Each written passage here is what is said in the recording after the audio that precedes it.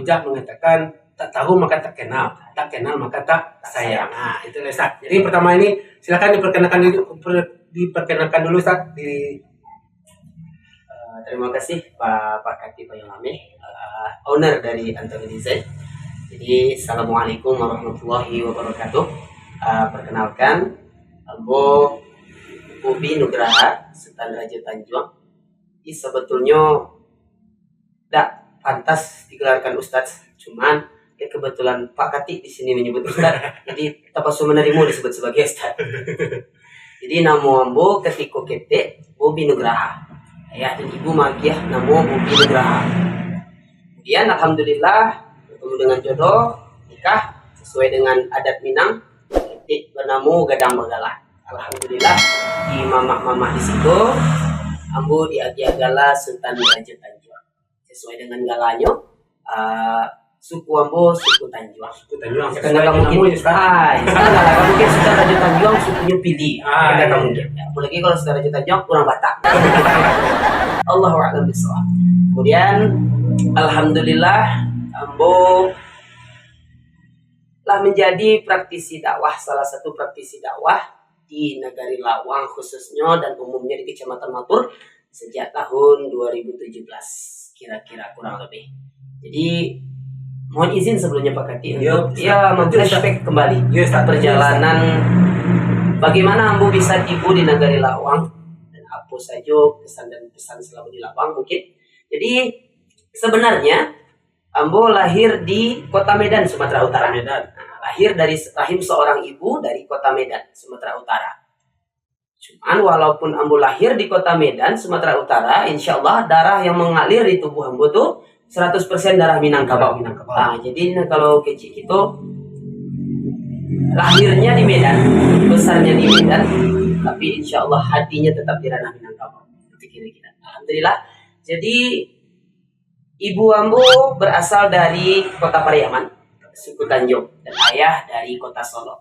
Jadi basicnya mereka berdua ini merantau ke Medan, bertemu di Medan, berjodoh di Medan, sehingga lahirlah kami Badun Sanak Barampe Urang, Ambo nomor 3. Jadi kemudian aku Ambo bisa tiba di Lawang. Dulu Ambo kerja dengan salah satu pengusaha besar dari Nagari Lawang, asli Nagari Lawang, beliau Haji Zulman, owner dari Motivation Group. Jadi kebetulan di situ ketemu dengan istri yang sekarang. Ya. Jadi Mas Oboknya di Medan. Mas Oboknya di Medan Samukaraju. Ya. Jadi tahun 2013 pertengahan kami bertemu. Ada ketertarikan di situ karena mau laki-laki dan perempuan. Dan itu bahaya gini Pak Kati, karena lah semakin kemari semakin menyimpang. Nah, di fitrahnya Allah katakan wa khalaqnakum min dzakari wa unsa, kita diciptakan laki-laki dan perempuan. Aduh lo orang gila laki-laki, suku aja laki-laki. Masih ada kejadian di daerah Hawas. Itu bahkan kita mirisnya di ranah Minangkabau yang punya moto adat bisa disarah-sarah bisa di kitabullah, masih ada orang-orang seperti ini. Mudah-mudahan kita dan keluarga kita semua akan dihindari oleh Allah Subhanahu wa taala oleh penyakit-penyakit yang seperti ini. Amin ya rabbal alamin. Jadi 2013 pertengahan kami menyusun rencana. Jadi tidak ragu cewek-cewek ame.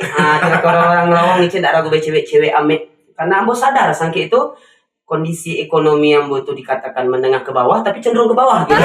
Sadar diri gitu kan. Dengan kemungkinan maksiat yang lebih besar karena di satu sisi Ambo lah tidak memiliki orang tua lagi. Ayah meninggal tahun 2006, ibu meninggal tahun 2011. Jadi sehingganya ada perspektif dalam diri Ambo, kalau seandainya Ambo keturutkan saja nafsu ini, dengan kondisi istri Ambo ini adalah orang perantauan, otomatis kontrol dari orang tuanya sedikit berkurang. Dan kemudian Ambo juga posisinya sebagai orang yang tidak memiliki ayah dan ibu lagi, kami takut kemana-mana perginya nanti. Akhirnya tahun 2014 awal, tepat di Januari, saya memberanikan diri hadir kepada kalau kecil orang Lawang mama rumah untuk menyunting adiknya, dilaporkan ke Lawang, Bayu Mama. Alhamdulillah tanggal 8 Agustus 2014 kami menikah di kantor urusan agama Kecamatan Matur. Nah, jadi setelah menikah sebetulnya kami balik ke Medan. Kami balik ke Medan dengan pekerjaan kami masing-masing. Istri kebetulan seorang kasir. di Motivation yang punya Ambo Haji Zulman tadi Medan. Dan kebetulan Ambo adalah seorang praktisi IT, bagian komputer dan stokis di perusahaan Haji Zulman tersebut. Tapi entah dari mana asal mulanya bincang-bincang dengan mertua almarhum mertua laki-laki, dengan kondisi otomatis seperti yang pernah diutarakan oleh Imam An-Nawawi dalam kitab beliau Bulughul Faslah. Artinya Ustaz, adab dalam membangun rumah tangga di sini. Jadi kitab tentang membahas tentang bagaimana rumah tangga itu sebenarnya, karya Imam An-Nawawi. Seperti yang kita lihat kalau di televisi, rumah tangga itu kan, kalau kita lihat sinetron di Indonesia, di SCTV gitu kan, semuanya indah dari mulai selepas akad nikah sampai punya anak indah. Tapi sebenarnya seperti itu. Jadi ini pesan untuk generasi muda, bukan maksudnya untuk menakut-nakuti, tidak. Jadi jangan terkecoh dengan gambaran sinetron ketika menikah, sah kata walinya atau kata saksinya, semua akan berjalan dengan baik. Nah sebetulnya pernikahan itu adalah hal yang sangat dibenci oleh setan, Pak Kati. Iblis sangat melaknat seorang laki-laki yang berani menyunting seorang perempuan untuk dijadikan istri. agak benci setannya. Iya. Makanya mungkin ada beberapa teman-teman, kawan-kawan, ya, yang mungkin pernah merasakan ketika dake ke hari akad nikah itu banyak godaannya, apalagi laki-laki. Mendadak perempuan banyak yang nge-DM, ya, banyak yang messenger. Ih abang nggak nyangka ya bang, udah mau nikah, cepat kali bang, kita kira-kira. Betul Ustaz. Dan Ambo pun merasakan seperti itu. Dulunya karena Ambo punya sepeda motor Jupiter Z tahun 2010, ya, Jupiter Z tahun 2010. Otomatis kalau di Medan tuh standarnya Pak Kati, kalau ndak FU ndak terbonceng. Kira-kira. Ya minimal satria FU, gitu kan? Tapi ketika Ambo mulai nikah dengan kondisi Ambo stokis yang warawiri ke kedai-kedai ataupun toko-toko yang dipunya Haji Zulman. Kebetulan Haji Zulman punya waktu Ambo masih stokis tuh punya 13 toko. Dan ke 13 tokonya tuh Ambo hampiri. Tentu ketika Ambo mulai menikah, itu wanita-wanita terasa jauh lebih indah daripada istri Ambo. Itu sebuah fitrah. Ya, di situ cara setan untuk menjebak pernikahan tadi. Lihat istri kita, calon istri kita, yang otomatis memang setiap hari kita lihat. Sementara wanita-wanita ini kita lihat dalam keadaan masih cantik. Iyalah. Pakai make up, wangi parfumnya. Terbandingkan. Sementara kita tahu calon istri kita, Mbak Amu punya jago lalu. Mbak A ketika makan. Mohon maaf, ada nampak tasangki giginya lalu. Iyalah. Nampak kan? Dengan wanita-wanita kan perfect. Beda.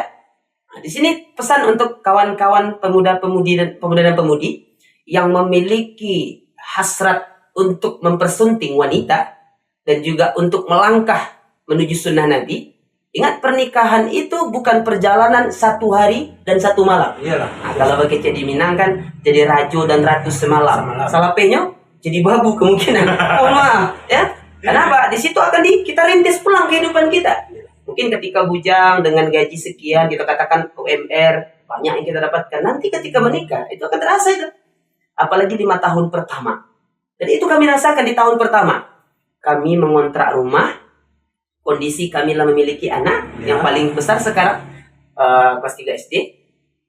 Dan kemudian di Medan itu dengan posisi kami kontrak, semuanya bayar. Air bayar, listrik bayar, dan mohon maaf, untuk minum saja beli air galon. Karena kondisi air keran tuh tidak cukup higienis untuk diminum. Karena kami masak, kami rebus air, mengendap tanah di bawahnya. Kami khawatir, jadi kami beli air galon. Seperti itu kira-kira. Jadi mulai terasa dengan keadaan kami lebih keluarga, istri resign. Ketika tahu istri itulah hamil, saya memberanikan diri mengatakan, silakan kamu resign. Serahkan semuanya kepada Allah. Kita ikhtiar, biarkan saya bekerja. Kamu fokus untuk mengurus anak kita. Kan itu kira-kira. Terasuk. Di situ ujian yang mulai melanda. Gak seperti sinetron Indosiar. Gak seperti sinetron SCTV gitu ya. Indah berbunga-bunga. Bahkan acok hujan daripada taduhannya gitu kira-kira.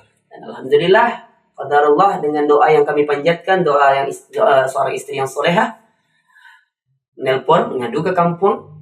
Kalau begitu, kata mertua laki-laki, coba pindah dari rumah. Jadi filosofi orang kampung, ado samo dimakan, ndak ado samo dicari. Jadi bau sahu. Ya. Jadi sebetulnya itu yang acok Ambo Agia tahu ke jamaah-jamaah di sekitar kecamatan Mako. Apalagi khusus orang Lawang. Mohon maaf sekali lagi, mohon maaf. Kalau ada kini orang Lawang yang mengadu dan mengeluhkan tentang kesusahan ekonomi, ya, Ambo nak ketujuh. Karena dua itu kemungkinannya. Yang pertama, mungkin seperti Ambo dulu, masih merintis karena baru saja dari rantau. Dan memulai kembali kehidupan di Lawang. Jadi meniti dari bawah lagi. Mungkin ia bisa mengeluh seperti yang Ambo rasakan. Atau yang kedua, orang Lawang asli tapi mengeluh. Apa kemungkinan yang kedua? Pamali. Itu saja. Ya, karena kalau kita lihat dengan kemungkinan yang tidak dapatkan di Lawang kok, dengan posisi struktur ekonomi yang berbasis dengan pertaniannya, ya, perkebunannya, ladang, sawah, sebagai macamnya, dengan kondisi pekerjaan-pekerjaan lain. Inilah mungkin salah satu keistimewaan negeri Lawang dengan negari-negari yang lain. Ya, negeri Lawang tidak pernah rasa. Bahkan kalau kita katakan petang ketika coronavirus COVID-19 petang, negari-negari lain kalibut, bahkan di kota-kota besar banyak yang pulang ke rantau. Tapi alhamdulillah, Lawang tidak pernah melewati garis warning, bahkan di atas garis warning gitu. Malah saka kita lancar karena saka dari luar nggak bisa masuk, gitu kan? Jadi disitulah mulai terbuka lah inspirasi kami. Kita pulang kampung. Tahun 2015. Berarti sudah 2 tahun berumah tangga. 2 tahun sudah rumah tangga, anak lah mulai 1 tahun, kami pindah. 2015 bulan 12 akhir. Jadi hitungnya 2016 lah kita masuk ke negari Lawang. Dengan kondisi saat itu saya yang nggak tahu tentang kegiatan ekonomi berbasis pertanian dan perkebunan, segalanya blank. Iyalah. Kemudian stok keuangan yang dibawa dari Medan semakin menipis. Sampai-sampai mohon maaf itu kalau seandainya saya boleh memutar waktu, siapa orang yang paling akan saya hargai pertama sekali di Lawang itu mertua laki-laki. Bahkan mohon maaf, diberikan kami sebidang parak tabu, ya. Itu selama beberapa bulan habis keluar. Mertua laki-laki menghabiskan waktu untuk memanjangkan tabu, kami menghabiskan waktu untuk menghabiskan tabu. Seperti itu kira-kira. Jadi kalau dipikir-pikir dengan almarhum mertua, terkadang saya sudah sholat, ketika doa saya terpikir, saat ini saya dikenal oleh orang Lawang, oleh orang Matur. Mungkin salah satu basic perjuangan itu ada di mertua laki-laki saya. Saya tidak pernah sekalipun dalam doa Al-Fatihah saya tidak menyertakan nama mertua laki-laki saya setelah orang tua kandung saya. Nah, singkat cerita, kami tiba di Lawang dengan kondisi kami sama-sama buta, Pak Kati. Sama-sama nggak tahu apa-apa. Mertua perempuan menghilang, kami jadi penonton, jadi mandor. Ya, dengan matok tabu, memasakkan air tabu, kemudian membuat saka Dari nol ya. dari nol semuanya, biasa dari nol, hanya bermodalkan akal pikiran dan mata. Lihat orang gimana buat saka ini, oke gini caranya, contohkan kembali. Alhamdulillah, mungkin itu salah satu keistimewaan dari Allah. Dua kali masuk ke dalam warung melihat orang membuat saka, alhamdulillah sudah tuh bisa nyendok saka sedang. Tapi kan, jadi itu kira-kira basic kami ketika kami tiba di Lawang dengan kondisi yang mohon maaf, salah satu alasannya tidak bisa dipungkiri, tidak bisa munafik, memang cenderung karena faktor ekonomi juga. Nah, dengan keadaan kami kerajo di orang, baru membangun rumah tangga, dan kemudian skill terbatas. Tapi itu saya berpikir, kadang ada kelucuan yang terkadang berpikir. Saya ini orang Minang, dengan biasanya dominasi orang Minang itu rajin mengalih, rajin berjualan, punya skill berjualan. Beda dengan kami, ya mungkin kami lebih banyak untuk kerja dengan orang, jadi tidak ada skill mengalih gitu. Di amuah bana modal banyak, memang skill tidak ada. Kira-kira satu kekurangan di kami. Sehingga lebih memilih untuk kerja di orang sama orang lain, kira-kira. Dan kemudian ya namanya juga semakin hari semakin kebutuhan semakin banyak, anak semakin besar.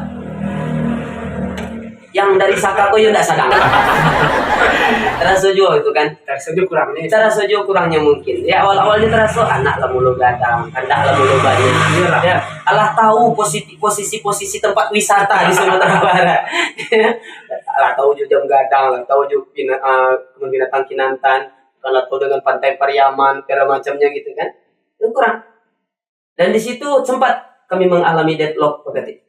Sempat terfikir dengan orang rumah untuk balik ke Medan. Saya ke Medan kita, nah itu kira-kira percakapan dengan orang rumah, dengan istri. Kita pikir kembali. Kami meninggalkan Medan kami pergi dari Medan tanpa modal ke Lawang, dan kami tinggalkan Medan tanpa aset. Ya, kalaupun ada mungkin rumah orang tua, yang otomatis itu dalam hal itu kakak ambo dan adik ambo yang perempuan lebih berkuasa di situ, lebih punya hak. Pikir kembali. Jadi singkatnya berarti, jadi sambil pertanyaannya itu kan, bagaimana basic saya bisa menjadi salah satu praktisi dakwah di Nagari Lawang, menjadi penceramah. Mulai jadi penceramah di Lawang dan juga di Kecamatan Matok. Dulu ada nama salah satu tokoh besar di Nagari Lawang. Basic Ustaz dulu Ustaz IT. Ayo. Bukan jadi IT. Pendidikan Ustaz. Ayo. Jadi kalau jadi pendidikan mungkin akan sedikit mencengangkan. Mungkin bahkan orang banyak yang nggak percaya. Jadi saya menyelesaikan SD Ibtidaiyah di Desa Tembung namanya di Medan. Tahun 2004 saya tamat. 2004 sampai tahun 2006 saya sekolah di Medan. Ada satu sekolah namanya Madrasah Sanawiyah Swasta Al-Ulum. Itu sangat terkenal di kota Medan. Seakan-akan Al-Ulum ini seperti sekolah anak-anak elit. Padahal tidak. Cuman memang kesan dan pengurus tadi itu yang memang sangat pintar menjual marketing Al-Ulum ini, sehingga di kota Medan, kalau Pak Kati nanti jalan-jalan ke Medan, tanyakan ke orang Medan, tahu nggak sekolah Al-Ulum? Ya, 98% orang Medan pasti tahu dengan Al-Ulum. Kira-kira. Jadi tahun 2006 itu saya nggak menyelesaikan di situ karena almarhum ayah meninggal. Jadi sempat terancam putus sekolah dengan keadaan dulunya ayah itu sistemnya hampir sama dengan saya seperti sekarang ini gitu. Kalau bisa saya saja yang mencari orang rumah, urus dan rawat anak-anak dengan baik. Istri urus anak dengan baik. Sehingga memang pada saat itu ibu saya ditinggalkan tahun 2006 itu non skill pula. Hanya cuma bisa menjahit, tidak pernah bekerja. Jadi ibu memang dari awal sampai ayah meninggal itu memang kerjanya mengurus kami di rumah dan mengurus rumah gitu. Sehingga sempat terjadi itu kekhawatiran. Siapa yang akan membayar sekolah saya dan bagaimana saya sekolah? Alhamdulillah Allah pun maha jalan. Jadi ketika ayah meninggal, saudara ayah kalau istilah kita baku tiba ke rumah. Ada salah seorang baku yang amuah menampuang ambo, menyekolahkan ambo. Itu tadi disitulah mungkin disinilah titik awalnya saya harus merasakan apa itu hidup. Ya. Di Sondinya di MTS. Jadi ketika dibawa oleh baku ini di kota ataupun di satu tempat namanya di Sumatera Utara, Aek Kenopan namanya. Aek Kenopan Hulu. Nah, di Aek Kenopan Hulu itu ada sebuah sekolah juga sanawiyah, berbasis sanawiyah, namanya Ulumul Wasi'ah. Di situ saya menyelesaikan pendidikan saya Ulumul Wasi'ah itu. Nah, tahun 2007 lulus dari Ulumul Wasi'ah dengan status seorang alumni Madrasah Sanawiyah. Lanjut balik ke Medan, pulang ke Medan lagi. Balik ke rumah orang tua lagi karena dengan kondisi kami yang dibesarkan dalam keadaan sedikit manja. Jadi dulu ayah itu berpikir mungkin umurnya akan panjang. Dia ingin anak-anaknya itu menjadi mungkin ya golongan-golongan elit gitu. Jadi sehingganya kami ya sekedar diajarkan untuk ya menyapu rumah, membantu pekerjaan ibu, tidak diajarkan hard skill gitu. Kok nyampang singkit permintaan wafat ayah kan kita kira-kira kan. Jadi tahun 2007 balik ke Medan masih seperti itu keadaannya. Adik yang lah mulai besar dengan kondisi kami berlima di rumah dengan plus satu orang nenek. Sempat terpikir kalau saya cari kerja sajalah, gak usah sekolah. Tapi abang saya mengatakan kalau kamu nggak mau sekolah, tolong keluar dari rumah ini. Seperti itu kira-kira. Karena nggak ada pernah di keluarga almarhum ayah ataupun di almarhum ibu itu yang tidak sekolah dengan kecuali dengan keterbatasannya. Kalau memang mampu sekolah. Jadi berkelana di kota Medan. Mengapain berkelana? Mencari sekolah yang gratis. Cari sekolah yang gratis. Karena saya pikir kalau seandainya saya sekolah sambil kerja, saya khawatir saya akan lebih fokus kerja saja. Dan rasul maknya pitih gitu kan. Ada pitih mengalir sekolah leh kira-kira. Saya jadi cari sekolah yang gratis, dapatlah satu sekolah pas di dekat gedung Universitas Islam Negeri Sumatera Utara, UIN Sumatera Utara. Ya, jadi posisi sekolah ini sangat strategis. Diapit oleh 4 buah universitas. Ada UIN Sumatera Utara, ada Universitas Medan Area, ada di situ Universitas Negeri Medan. Nah, ada satu lagi Ambo lupa, universitas swasta di situ. Jadi diapit 4 buah universitas di situ. Sehingganya seakan-akan untuk di Jogja. Gitu. Jadi kami pulang sekolah nampak tuh mahasiswa. Yang nampaknya mahasiswa ya, mahasiswa kan nampak. Gitu. Dan di kami yang masih ya jolong-jolong ke gadang, iya, bujang-bujang tuh mahasiswa sih nampak. Gitu. Nah mahasiswa jarang nampaknya. Nah memang kami lebih memilih untuk mencari mahasiswa daripada mahasiswa. Ya, disitulah sampai di tahun 2000, dari 2007 sampai 2010 saya tamat di SMK Negeri 1 Pertusetuan. Bidang program studi. Program studi Teknik Dasar Tenaga Listrik. Di sini orang akan percaya dengan bagaimana pembawaan saya ketika berceramah, dengan apa yang saat ini saya topang. Kalau ditanya Ustadz Tanjung lulus apa, sarjana di mana gitu. Mohon maaf Ustadz Raja Tanjung tidak sarjana. Bahkan kemarin mohon maaf cerita sedikit ketika rapat pimpinan cabang Muhammadiyah Madot, ya kan. Jadi alhamdulillah saya terpilih sebagai salah satu pengurus inti. Jadi ingin membuat SK-nya itu dikirim ke bawah, ke Lubasuang, ke daerah. Jadi ada kebetulan saya dapat posisinya wakil sekretaris. Pas di sekretaris Ustadz Malin Mudo di Andaleh. Nah, bila bertanya, mohon maaf Ustadz, tolong konfirmasi nama Ustadz. Kita ingin untuk mengkonfirmasi SK ke daerah.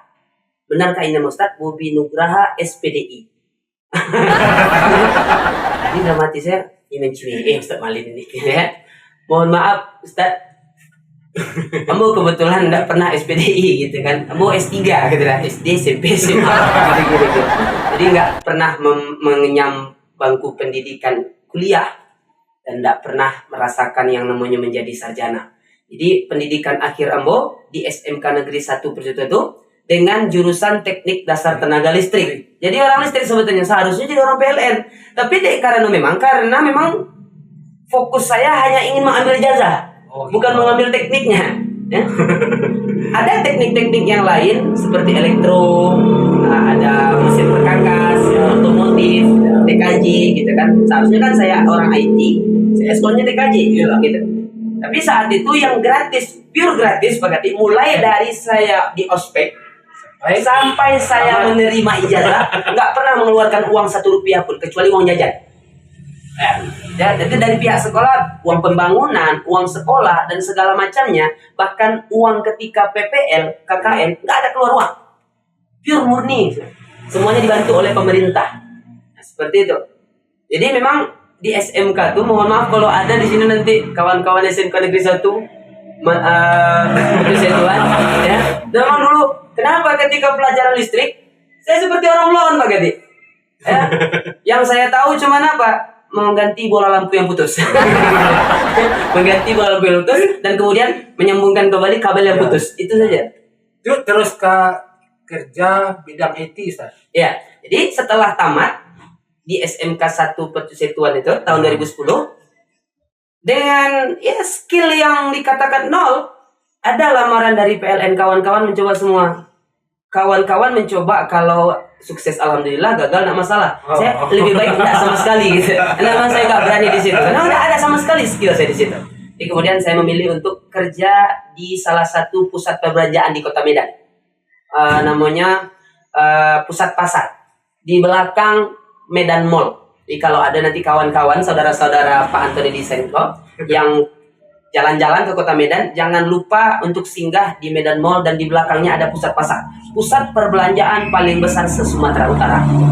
Pusat Pasar namanya.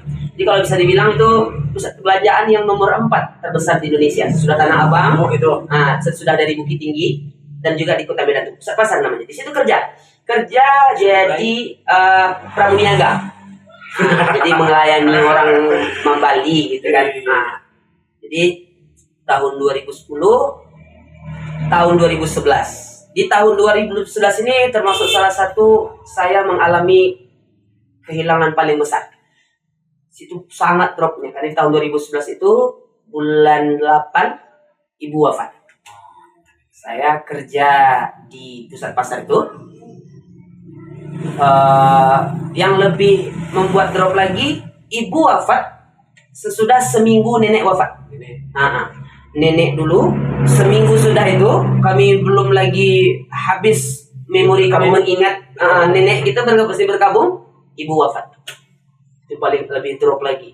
Saya terpikir sama saya, sedangkan dulu ada mama, kalau di Medan kan mama. Nah, kalau mama, kami tak gimana hidup kami, sudah nggak ada mama gimana gitu kan. Jadi disitulah mulai terasa ketika ayah ndak ada tapi masih ada ama, rumah itu akan tetap hangat. Kehangatan rumah tetap akan terjaga. Keharmonisannya pasti akan tetap dirangkul. Kenapa?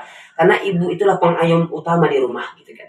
Tapi ketika ibu ndak ada, yang mulai ya saudara-saudara lain yang mulai punya visi hidup masing-masing. Saya pun seperti itu. Mulai berani langkah keluar dari rumah. Jadi awal mulanya saya kerja di Haji Zulman tahun 2012. Tahun 2012 ada salah seorang dunsana, abang saudara Sinyak namanya. Nah, kerja di mode fashion. Nah, setelah itu saya milih resign dari pusat pasar. Entah kenapa saya milih resign. Nah, saya pikir, untuk apa saya kerja lagi? Untuk apa kerja? Mama udah nggak ada. Tapi saya pikir juga, lambat laun kebutuhan saya juga banyak. Apakah saya ingin seperti ini saja gitu kan? Jadi cobalah untuk kerja sama orang Cina di Medan, di pabrik cuka sangkit waktu itu. Di pabrik cuka di Jalan Asia. Pabrik cuka Jalan Asia. Lantas sama abang saya tadi, saudara saya tadi ketahuan. Kerja di situ, mohon maaf, bukan maksudnya untuk mendiskreditkan satu suku atau satu ras, ya. Ketika kerja di pabrik cuka tuh saya sering tidak sholat. Bahkan mohon maaf beberapa sholat Jumat tinggal. Dengan keadaan lingkungan saya kerja itu memang orang banyak gak ada yang sholat Jumat. Faktor lingkungan tadi itu. Dengan kondisi kemudian di orang Cina itu, kalau seandainya saya mau sholat Jumat boleh, tapi gaji dipotong. Gaji, mohon maaf saya buka saja Pak Kati ya, 25.000 sehari. 25.000 dipotong, berapa lagi yang dibawa pulang? Jadi biarlah anda sholat Jumat. Ketahuan sama abang saya. Sementara kamu dididik ayah kamu dalam pendidikan agama. Abang kamu ustaz.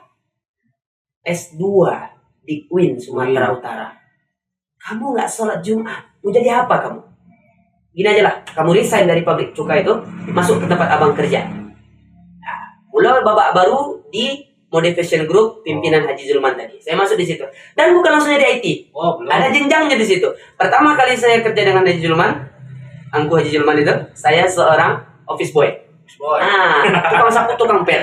Nah, ini kan saya akan malu menceritakan ini karena ini menjadi kenangan untuk saya. Akan ceritakan sama anak-anak saya. Gitu kan kira-kira.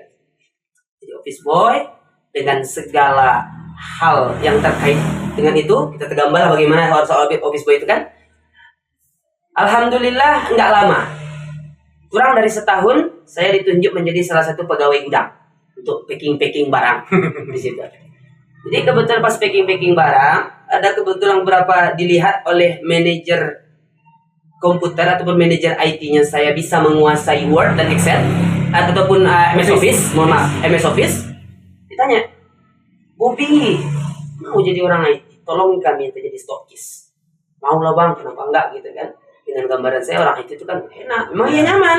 Ya, kalau seperti kali ini kan minum disediakan, makan tinggal nanti aja, kita tolong, nah, gitu kira-kira kan. 3 bulan di gudang, jadi tukang packing, lanjut ke IT. Jadi ke IT sampai saya kenal dengan istri saya, karena IT juga. Saya pergi ke toko itu, kenal dengan istri saya. Ada ketertarikan di situ, tadi karena dia perempuan, saya tertarik gitu kan. Kalau dia laki-laki, dia nggak mungkin tertarik gitu kan. Tarik, membicarakan hal lebih jauh, yang lebih dewasa. Ya belum punya calon suami dan saya juga kebetulan pingin mencari istri. Kami ikat di situ, kami tunangan, nikah dengan status saya sebagai salah satu stokis di Mode Fashion Group itu.